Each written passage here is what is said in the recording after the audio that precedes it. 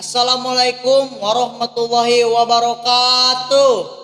Sampurasun. Simkuring dia sejang ngadongengkeun si kabayan dicukur. Kieu caritana teh. Si kabayan teh pangadulan pisan jeung mumul barang gawe.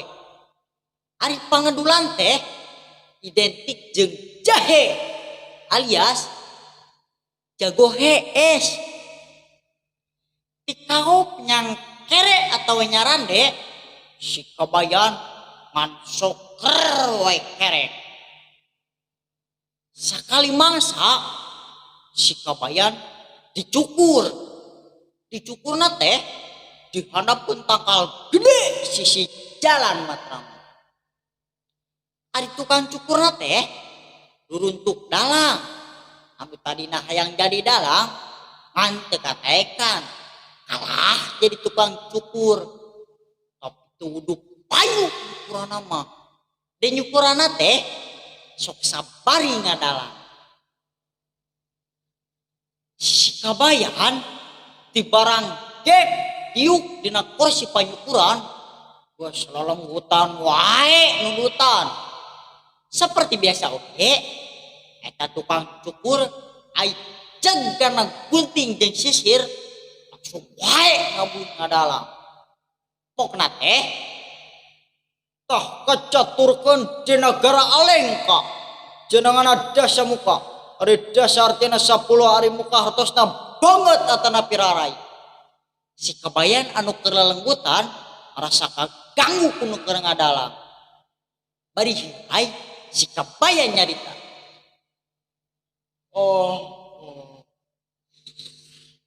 Penakeun mah.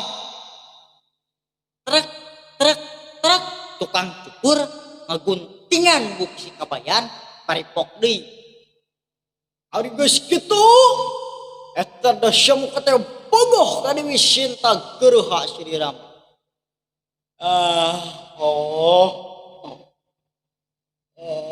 Pandakeun ae mang. Cik si kabayan nyaritana selang-seling. Cara inget jeung teu da bawaning ku tunduk. Tilila si kabayan reup deui sare. Lilir sakedeung ka tukang cukur teh keur ngadalang keneh. Urang tuna Dewi Sinta anu keur di Alengka sabab di paling kurah wada caturkeun saudara mah si kabayan asa kaganggu sarena kudu ku tukang cukur. Bari lulumu si kabayan nyarita. Pada kedua reup dipereup trek trek tukang cukur ngaguntingan buk si kabayan bari nuluykeun ngadongengna.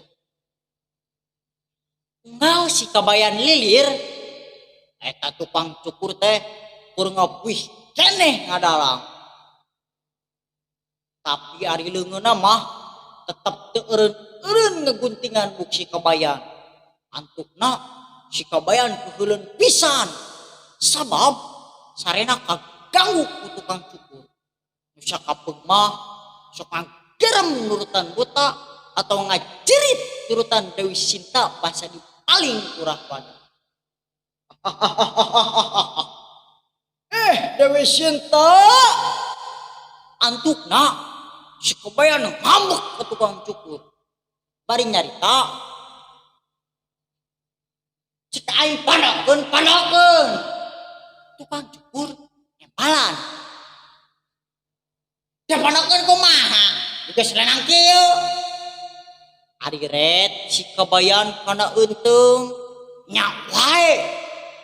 Sirahna geus gundul teu salembar-lembar acan bukna. Atuh si kabayan ngambek ka ieu tukang cukur. Nade panakeun teh dongeng maneh? Lain bukain. Si kabayan torongos tukang cukur nembalan bari nyeta.